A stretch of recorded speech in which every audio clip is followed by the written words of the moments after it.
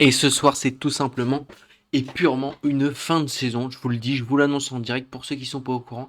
C'est une fin de saison pour le Real Madrid. Le Real Madrid qui perd ce soir encore 3 points en Liga contre Retafe. On va voir ça un petit peu ensemble. Le Real Madrid qui est donc à 4 points du Barça. Je vous le dis honnêtement, c'est terminé. Encore une saison blanche. Tu sais ce que c'est qu'une saison blanche? Il disait l'année dernière Kylian Mbappé. Et bah, il va la revivre. Je lui souhaite de gagner la Coupe du Monde parce que je suis français, donc j'espère qu'on va gagner la Coupe du Monde. Mais en tout cas, le Real de Madrid qui va enchaîner, certainement, moi je vous le dis, je le signe, c'est fait. Le Real Madrid qui va enchaîner sur sa deuxième saison blanche. Je pense que ça faisait des années et des années que le Real Madrid n'avait pas fait deux saisons blanches. Le Real Madrid qui est en Ligue des Champions va... Bon là pour le coup c'est pas exactement leur faute. En même temps s'ils avaient battu le Benfica la dernière journée, ils seraient tombés dans le top 8 et donc ils auraient eu un calendrier plus facile en Ligue des Champions. Mais je vous le dis, le Real Madrid ne passera pas City, et même si la dinguerie serait qu'ils passent City, ils passeront pas le Bayern. Je vous le dis, le Real Madrid, s'il passe le Bayern, si le Real Madrid est en demi-finale de Ligue des Champions, je le signe tout de suite, j'achète un maillot à quelqu'un en commentaire. C'est bon, j'achète un maillot à quelqu'un en commentaire. J'ai pas dit champion, hein, j'ai dit en demi-finale. Demi-finale, Real Madrid, demi-finale Ligue des Champions, j'achète un maillot. Voilà, je vous le dis. Je vous le dis. Bref, passons au match de ce soir. Ils se sont inclinés 1-0 contre Retafe. Je voulais aussi vous faire une vidéo sur Real Madrid parce qu'il y a eu un milliard d'histoires sur Kylian Mbappé. Et vous savez très bien ici, quand ça parle de Kylian Mbappé, on en parle en mode hate watch. Parce que, encore une fois, en fait, il y a des trucs qui sont obligatoires dans la vie. Quand les supporters du Real Madrid, quand il y a eu au départ l'arrivée de Kylian Mbappé dans leur club, ils nous ont fait les malins. En fait, c'est ça, moi, que je leur reproche. Vous avez fait les malins, vous nous avez pris de haut. En mode, le Paris Saint-Germain, c'est un petit club. Nous, on est un grand club. Nous, le Real Madrid, craï, je suis des supporters. Nous, on a un grand club. On va savoir le gérer. On n'est pas le PSG, il fera pas sa loi. Et bah, force est de constater que vous avez eu tort.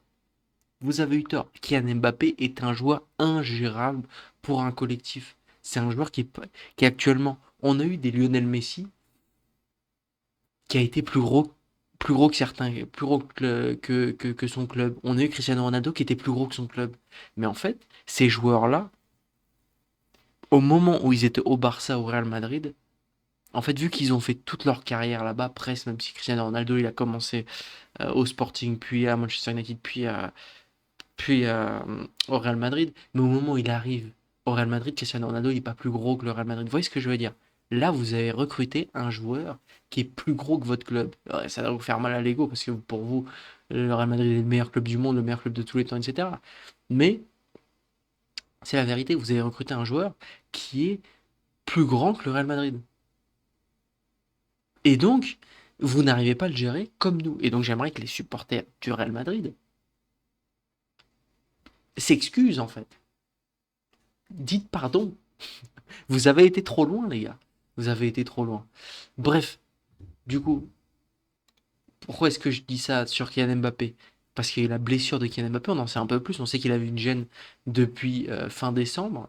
Le diagnostic est tombé. Blessure au genou, entorse du genou. Il va devoir être éloigné des terrains pendant plusieurs semaines. Mais en fait, il y a embrouille en interne entre le staff du Real Madrid, le staff médical et Kylian Mbappé. Parce que le Real Madrid aurait demandé à Kylian Mbappé de jouer de plus en plus. Bon, est-ce que, encore une fois, hein, est-ce que vous voyez ces histoires-là avec d'autres joueurs? Est-ce qu'il y a d'autres joueurs qui s'embrouillent à chaque fois avec la direction du Paris Saint-Germain? Est-ce que vous connaissez déjà un joueur qui s'embrouille avec la direction du Real Madrid? Ça n'existe pas. Même Cristiano Ronaldo, quand il part du Real Madrid, tout le monde est en bon terme, il n'y a pas d'embrouille, il n'y a rien. Non, Kylian Mbappé, il arrive dans, entre guillemets, le plus grand club du monde, il s'embrouille avec tout le monde. Et ce soir, moi je vous le dis, en fait, parce que là, vous allez me dire, ouais, mais vous voyez bien, je sais très bien, là, les gens ils vont se dire, vous voyez bien, le problème, c'est pas Mbappé dans ce Real Madrid-là. Moi, je vais vous dire que si. Moi, je vais vous dire que si. Ce soir encore, le problème, c'est Kylian Mbappé. Pourquoi est-ce que tu as encore David Alaba en défense? Pourquoi ta défense centrale, c'est Alaba Rudiger? Parce que tu penses à recruter Kylian Mbappé quand t'as pas besoin de ça. Pourquoi est-ce qu'on attaque ta Gonzalo Garcia? Gonzalo Garcia, moi je pense que c'est un très bon joueur. Mais Gonzalo Garcia, il a tellement peu de minutes de jeu que bah oui, il peut pas s'améliorer le garçon. Bah oui. C'est comme ça. Vous avez mal recruté. Je dis pas que là, c'est de la faute de Kylian Mbappé. Kylian Mbappé sont restés d'aller au Real de Madrid, etc. On peut pas lui en vouloir d'être venu. Mais le poids du joueur Kylian Mbappé fait que tout le monde, comme ce que disait Bruce Granek, je sais pas si vous vous souvenez, mais en fait, tous les joueurs se sentent beaucoup moins impliqués dans ce rôle offensif. Quand tu as Kylian Mbappé dans ton équipe, tu sais qu'il y aura un but, t'as pas besoin de marquer. Donc quand Kylian Mbappé n'est pas là, t'es perdu. Et d'ailleurs, il y a des joueurs, c'est incroyable, des joueurs, qu'est-ce qu'ils font dans le 11 du Real Madrid? Bon, ok, Peter Chez a 18 ans, tranquille. À un moment donné, il va falloir statuer sur le carré d'Aguilar.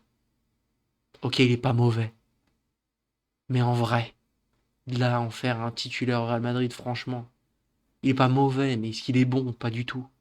Honnêtement, il lui manque ce petit truc en plus, ça va arriver avec le temps, je suppose. Mais dès là, en faire un titulaire indiscutable au Real Madrid. Après, il faut dire les termes aussi. Real Madrid, ils ont pas de chance. Ils ont deux de leurs plus gros joueurs qui sont blessés. Il y a Bellingham blessé, Kylian Mbappé blessé, relou. Mais bon, le Paris Saint-Germain qui a eu ses... Je sais pas, moi je dirais que les deux des plus gros joueurs du Paris Saint-Germain, c'était Doué et Dembélé. Nous, on a réussi à être premier du classement avec sans Doué et Dembélé. On a réussi à faire des bons résultats en Ligue des Champions sans Doué et Dembélé. On a battu, notamment, le Barça en Ligue des Champions sans Doué et Dembélé. Est-ce que ce Real Madrid pourrait battre le Barça? Non, mais imaginez là, imaginez un classico, cette équipe contre l'équipe du Barça. Mais ils se font massacrer. Mais massacrer en deux. Oh, il y a des joueurs, ils ont rien à foutre au Real Madrid, mais rien à foutre. Carreras, il est pas mauvais, mais en vrai de vrai, c'est le 11e homme du Real Madrid. Aujourd'hui, c'est pas le pire, c'est terrible. Le Real Madrid est terrible. Donc comment est-ce que ça s'est passé? Real Madrid, bon, on va pas se mentir, Retafe n'a pas fait un très très beau jeu, hein. Mais bon, ils ont mis le bus, mais au final ça passe. Real Madrid qui a 5 occasions de but, 45. C'est aussi à ça que sert Kylian Mbappé, moi qui le critique. C'est que les occasions de but, généralement, il les transforme. Et là, si t'as un Vinicius Junior qui est un peu moins en deçà, là, par contre, je vais le dire. Si on commence, si on commence à s'enjailler sur des actions comme ça de Vinicius Junior, mais les supporters du Real Madrid, j'en supplie, commencez même pas à supporter d'autres équipes. Quand vous allez voir ce que fait Barcola, enfin, en plus, il fait des dribbles de fou, mais le garçon, il est tout seul contre 6 personnes, ça mène à rien. Vous êtes gentil avec Vinicius Junior, ok, bon, il a eu l'événement raciste, faut le soutenir, je suis d'accord. Mais là, il a pas. Non, vous en faites beaucoup. Et ça, c'était au début du match. Je pense à la fin du match, après ce but qu'on va voir juste maintenant. Je pense qu'à la fin du match, vous n'avez pas le même commentaire sur Vinicius Junior. Et pourtant, Vinicius Junior, moi je vous le dis, depuis le début de saison, c'est insuffisant. La regarder défensivement, c'est insuffisant. On va prendre le but. Hop, hop, hop. Et même Chouameni, là, son intervention défensive, c'est vraiment insuffisant pour le coup. Alors moi, ça. Bon, après, par contre, si il faut dire les termes, c'est un sacré golasso. Et en plus de ça, le Real Madrid qui finit à 10 contre 11 avec Mastantuono.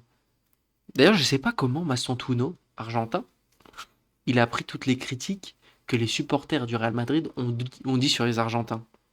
Vous voyez ce que je veux dire? Parce que, ok, moi je trouvais qu'il y a eu la critique sur Cristiani, elle est normale. Mais il y a une, on va pas se mentir, la critique du Real Madrid, des supporters du Real Madrid, il y a une grosse critique sur les Argentins en général. Comment Mastantuono l'a pris en interne? Si jamais, si jamais il y a, je pense que Mastantuono va être appelé en équipe d'Argentine prochainement. Il a déjà été. S'il y a Cristiani qui est appelé en équipe d'Argentine, est-ce que ça va faire des histoires? Bref, c'est plein de questions que je me pose sur ce Real Madrid et aussi un événement du match. Rudiger, va falloir en parler, les gars. C'est quoi cette, on va remettre depuis le début. C'est quoi ces inter, c'est quoi ce joueur de merde? En plus, il joue même pas la balle. Non, mais c'est terrible. Regardez en plus sur sa tête. C'est un méchant, regardez son visage. La tête de Ham, il fait exprès. Il s'est dit, je vais le massacrer. Voilà. On va dire c'est le karma. Ce soir, on va dire c'est le karma. Rudiger, t'en fais trop, frérot. Et du coup, ça fait que le Real Madrid est à 4 points du Barça. Moi, je vous le dis et je vous le répète, c'est terminé. Et je dirais même, faites attention à l'Atlético Madrid. Pour le Real Madrid. Parce que là, je vous le dis, sans Kylian Mbappé et avec cet effectif-là, la fin de la Liga va être très compliquée. Je vais voir un petit peu les prochains matchs du Real Madrid pour voir ce qui pourrait se passer dans le classement. Ça peut être aussi intéressant. si ça veut bien charger. Celta Vigo, c'est victoire obligatoire, mais on se rappelle, ils avaient perdu 2-0 contre Celta Vigo. Ensuite, match très très compliqué contre City. Moi, je vous le dis, ça va être deux, deux échecs. En plus, sans Kylian Mbappé et sans Bellingham, deux échecs. Ça va être catastrophique. Ensuite, à ce match, là, on peut avoir un mois de mars cataclysmique du Real Madrid, hein, parce que tu perds contre 2 fois City, plus une fois l'Atlético Madrid. Compliqué, hein. Compliqué, compliqué, compliqué. Bref, n'hésitez pas à me dire ce que vous en pensez. Si vous pensez qu'il y a un gros problème cette année, et en fait depuis l'arrivée de Kylian Mbappé au Real Madrid, ou si vous pensez que c'est normal, c'est juste une année, une saison blanche, un peu comme ça. N'hésitez pas à liker, partager, vous abonner, ça me fait super plaisir. Merci à tous ceux qui le font, ça me donne de la force à chaque fois pour faire des vidéos. Ciao, ciao les gars.